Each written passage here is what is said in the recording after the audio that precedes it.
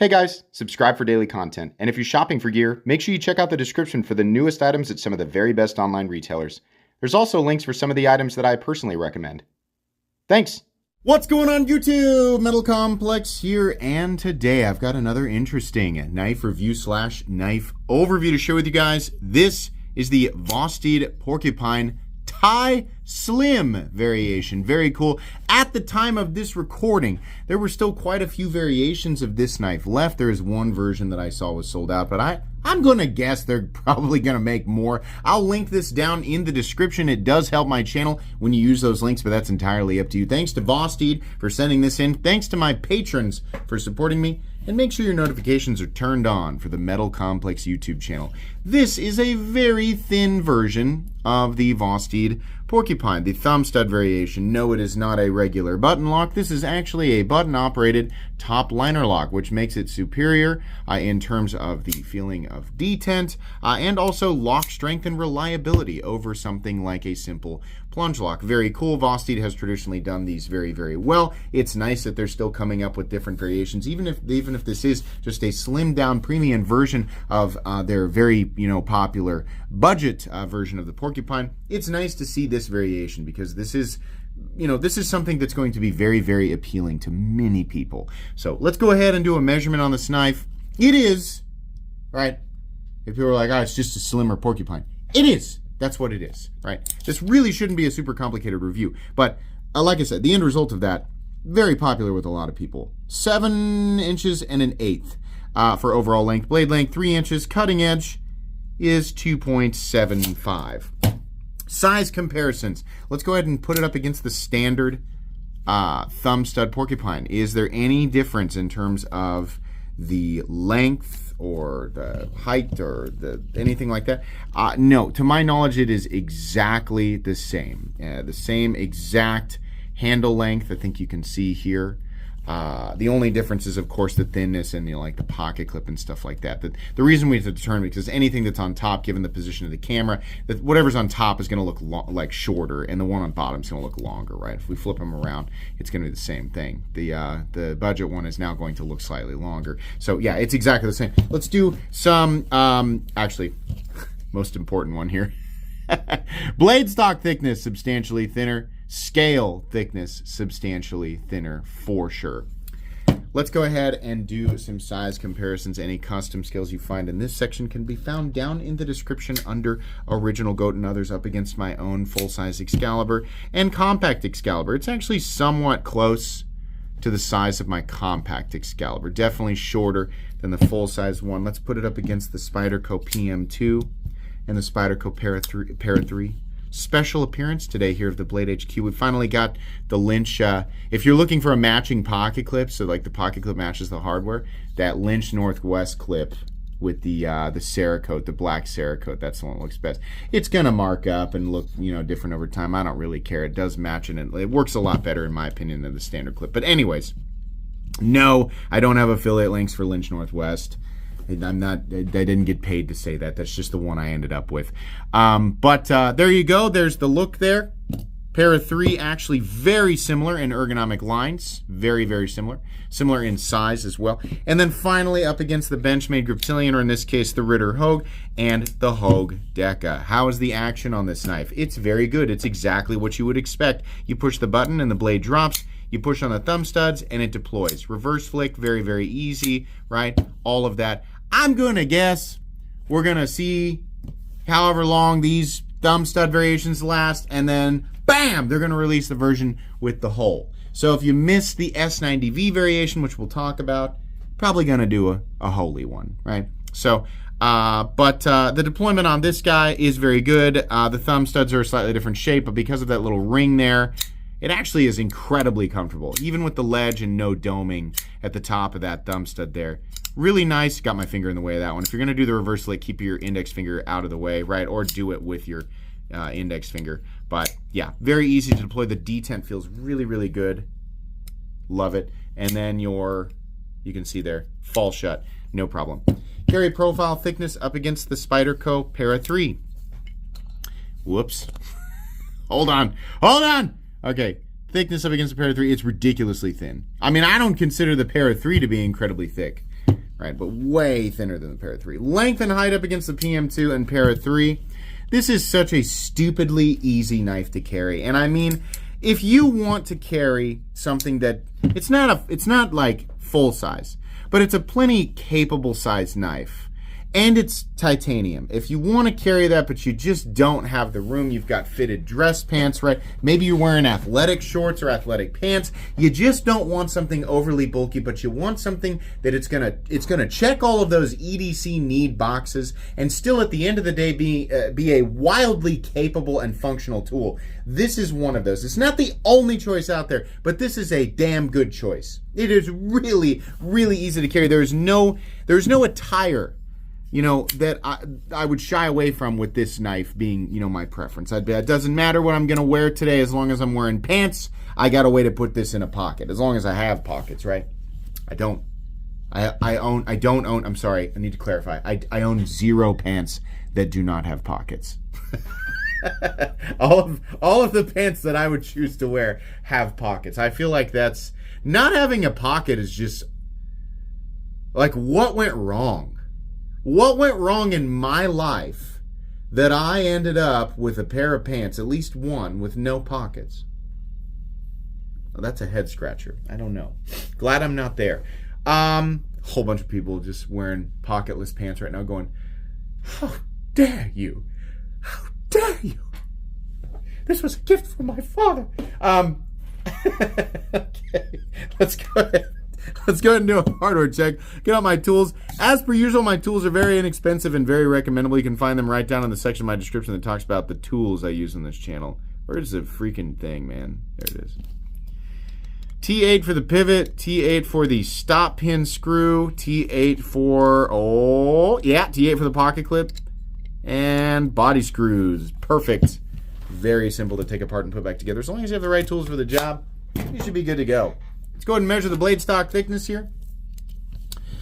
Blade stock thickness coming in at 88 thousandths, incredibly thin. Meat and potatoes time. Oh no, we didn't weigh it. What are we looking at for materials? Titanium and 154 cm. That's for this version. There's a more expensive version that's still very competitively priced that's S90V. That version was sold out. Don't get mad at me. That was sold out before I even did my unboxing video. Okay. But yeah, there were 2 versions of it, but both of them are going to weigh right around 3 ounces, which is great. Ultra lightweight, 3-inch blade, 3 ounces of weight. That's perfect. Meat and potatoes time. All right, it's thin. It has a nearly fully flat ground blade, but is it actually slicey? Oh my God. Oh my God, is it? This was such a joy. So, I mean, like, it's not like my first time ever carrying a knife with really thin geometry, but anytime I carry a knife like this, I'm just reminded, as much as we just swoon and fawn over the coolest blade steels, and they are cool, and so is hardness. I will swoon for some epic hardness, okay? Just clip that out. You can use that. The guys on my Discord, clip that out. I left a little bit of silence there at the end so that you could take it completely out of context. You're welcome. But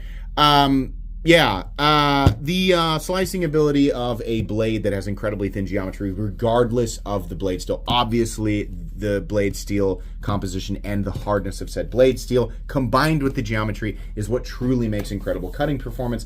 But I am reminded every single time I carry a knife like this that's so thin behind the edge exactly how much that thin geometry counts. This is a dream. Every time I got this thing out to cut something, which is, casually, like all of my reviews are based on very casual, normal, everyman EDC kind of stuff, right? Every time I got this out to make a cut, I had to almost laugh, at least internally in my head. I was like, this is so crazy. It is such a laser beam, man. It makes such short work of anything. And on top of that, 154 cm is still a very, very good blade steel. It's not going to win any awards in edge retention or toughness or corrosion resistance, but it has a very good balance of the 3, and it's stupidly easy to touch back up. Your other option is S90V, which will be absolutely the superior choice. What is Vosteed claiming to, test these? I'm sorry. What are they claiming to harden them at? Both S90V and 154cm from Vosteed are claimed to be between 59 and 61. If you go to the website, it says 60 plus or minus 1, which is exactly that. Plus 1 or minus 1 from 60 being the median, right? So Taylor probably has some more data on Vosteed. If he doesn't, I imagine he would have some very, very soon. But that's what they're claiming. Is that an appropriate range for both S90V and 154cm? Yes, it's fine. 59 to 61 S90V is similar to 60 to 61 M390 in that is kind of the base of where I want to see it. A lot of people get this confused. They see so many steels that have a preferential range of 60 plus by the community. They assume S90V should be the same. S90V is actually right there at that. This is kind of like the entry level of where we expect to see it at 59 to 61, proving that not every blade steel has to be over 60. It really depends on what it is and what it's capable of doing at that range. Same with 154cm. Does it perform a little bit better at 60 plus? Yeah, but it's not like 59 M390. 59 M390 is truly outside of the beneficial range, in my opinion. You lose too much potential edge retention and you don't gain enough to make anything of it. S90V at 59 is still incredible in terms of edge retention. It's better at 60 and really great at 61. But 59 is still okay. That's my opinion, right? When we get into these ranges, it's a lot of opinion-based stuff. So you can have whatever opinion you want. It'll be nice to see. What I want to see is whether or not they are hitting that range consistently. That's what I want to see, and that's the whole purpose of inviting Taylor to consistently share his data with my channel, and my channel acting as a direct portal for his data. I have never really had an experience with Vosteed that was negative in terms of edge retention. I've never, very casual use with me, so I don't get a lot of, really precise data, but I can tell you, I'll use Sativian as an example. They had an M390 knife that was like $80. That thing went dull so fast that even a simple commoner, just village idiot like me went, no, this should not be going dull this quickly, but this is fine. It's also, like I said, it's the edge geometry here that's really going to assist there. So ergonomically, very similar experience versus the standard Porcupine, which has run away. Where have you gone? I see your brother. I see your brother, the raccoon. Oh, it's right here. Which one's more comfortable? The one that's thicker. I mean, the one that's thicker. Like if thinner knives, you don't like how they feel, then this might. I'm not going to say this is uncomfortable. All the edges are nicely knocked down. This area right here is a little bit sharper, just because I just ran the tip of that into the butt of the other one. Sorry, guys, didn't mean to make you do that. No, ergonomically it's fine. And the pocket clip in this case is milled. It's not the wire clip, which I think is a good choice. Got a little traction on there. But these areas where it could be like a sharp 90-degree ledge, it's not. It's got some chamfering on it. I think it's still plenty comfortable. The only area that might be somewhat disappointing is the jimping, and it's not because the jimping depth isn't appropriate. It's the same depth, but as I pointed out in the unboxing, the blade spine is wider, so you're able to get more traction because there's more of your thumb interacting with it. This probably should have been deeper to accommodate for the fact that the blade stock was thinner. Is it non-functional? No, it's still functional. I can still get traction. It's just not as much. Choil, still plenty comfortable. We have a stonewash finish in this case. I kind of like the accents on the thumb stud. I really like the texturing here. This is a nice departure from what we typically see, which is just, a consistent pattern or horizontal lines or vertical lines. They kind of did some designy stuff here, right? I like that they extended it to the pocket clip. I think that's really nice. Tip, belly. We have your cutting bevel, which is even on both sides. Really nice, very, very functional, straightforward blade shape with a tip that with a flat that extends out to about 70% the length of the blade. This is not a blade that I'm going to call durable. It's thin so that it can cut and puncture things that are nowhere near as hard as the blade itself, which is what you should be doing with pocket knives anyway. This will excel greatly at common cutting tasks, especially considering it is backed up by a pretty substantial locking system. Still, don't pry with this knife, don't turn screws with this knife, and don't hammer with this knife. But your grandpa taught you incorrectly. I'm sorry, I know nobody likes to hear that, right? Your Uncle Jerry, your dad, all of us My dad too. He'd been using pocket knives as screwdrivers and pry bars. I still have to tell him, Dad, that knife I gave you, the tip's gone. Oh yeah, I had to turn it. He's a screwdriver, man. Now you don't have a tip. You can choose to use these things that way, but you make them less capable as the objects they are intended to be. This is intended to poke. When you remove the tip, it can no longer do that efficiently, despite the fact that you managed to kind of screw one screw in. Now you do have a flathead screwdriver-esque tool, but you probably also have a flathead screwdriver, like within 10 feet of you at all times. So you've just effectively taken one of your tools and made it less of that tool. When you pry and screw and do all this stuff all the time with your knife, then you end up with a knife that has no tip and no edge. Now you have something that is not good at anything. It's just a dull piece of metal you carry around and you tell yourself is a capable functional tool because you've used it for all of these things improperly. It is not a screwdriver, pry bar, or hammer, despite the fact that some people use it that way. The people who use it that way have been using it incorrectly. We have tools for those things. And if you're like, well, I don't have all those tools at the same time. Yeah, you do. It's called a multi-tool. And you can buy them for like 30 bucks. So if you're using your knife this way, it's wrong. You can choose to use it this way, but the way you've chosen to use it is wrong. And that's a fact. Sometimes I like to do that just to see who I can get to bite in the comments. Okay, moving on. If you use this knife as intended, it will function very, very well, is what I'm trying to say. Gear pattern backspacer, it's nice. We have a lanyard hole here. If you want to use that, that's fine. It did not take priority over over enunciation of the T, sorry. In and out of the pocket is fine, and carry depth is also pretty good. I like that a lot. Ergonomically, with the position of the pocket clip, also very good. No complaints. Really enjoy it, actually, for such a thin knife. Stop pin location right here. Little stop pin, but little blade. No shouldering, doesn't need it.